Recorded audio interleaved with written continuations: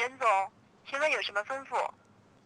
和廣告部說一下，今天會來一個新的初級策劃文員。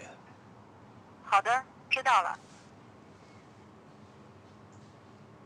我喜歡這場遊戲。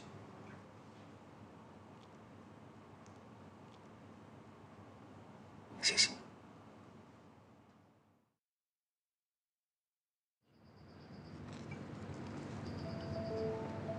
最近公司還順利嗎？你什麼時候開始關心我了？我隨口問問的。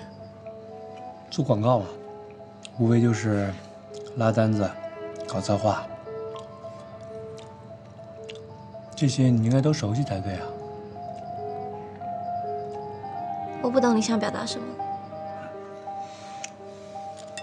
我知道，你心裡還想着他。我這個人啊，從小就是班裡最優秀的学生，不管是在學習、文藝、體育方面，我都要求我自己做得最棒。我從來不認為我比別人聰明，我也經常犯錯，但是我從小就告誡我自己，絕不可以在同一件事情上重複犯錯。每個人都應該這樣。来，多吃點。